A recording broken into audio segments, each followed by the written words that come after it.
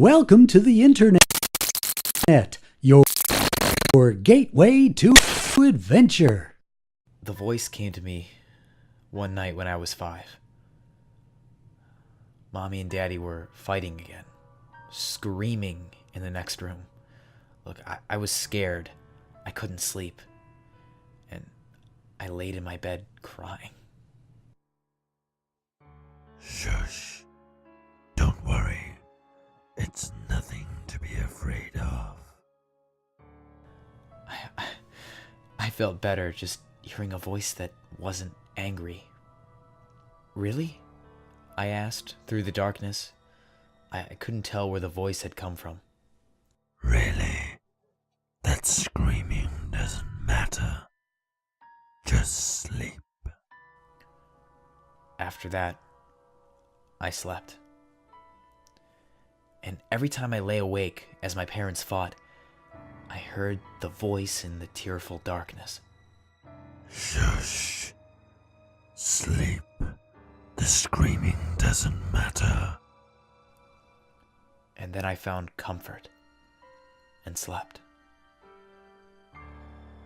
15 years later, I hung up the phone and turned off the lights of my apartment. I was a wreck.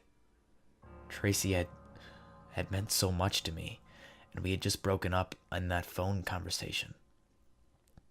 She said she just didn't feel the same about me, like she just fell out of love. I cried that night, and for a long time, sleep wouldn't come.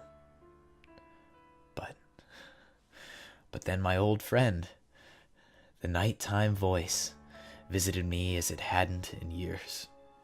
Shush. Don't cry.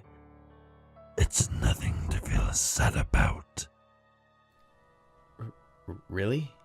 I asked, still unable to see the speaker, even though I could see the rest of my room with my night vision. Really? This pain doesn't matter. Just sleep. I found a strange comfort in that. And miracle of miracles, I slept. That breakup was hard on me. And there were a half dozen nights where it hit me at night and I cried. But the voice came back. And in the tearful silence, it said to me, Shush. Sleep. This pain doesn't matter. I would find solace in this thought, and I would sleep. A few years later, I lay awake with Amanda. We had made love earlier. We had snuggled afterward, pouring out our souls to each other. She had fallen asleep in my arms, but I wasn't able to sleep. I felt too good, and yet I had this strange sense of sadness. I couldn't make it go away, even though I was in such a happy situation. This happy moment doesn't matter. The nighttime voice said to me, and I was filled with fear. What? I whispered, staring at the darkness of the ceiling. All these years, I've granted you comfort and sleep. For you to receive these things, someone else had to lose it. Now it's your turn. Tonight, I take from you comfort and sleep. And sure enough, that night was long and difficult. Every time I tried to think about pleasant things, the nighttime voice would chant. Every time I started nodding off, the nighttime voice would bark. Don't sleep. For a month, the voice would keep me up all night every time I was with Amanda. I found no comfort in her arms, and I did not sleep. Amanda and I weren't together after that month. I fell into depression. The voice did not come to console me during my time of grief. And I would have been wary of the cost, even if it had. I didn't sleep well. I became a zombie in daily life.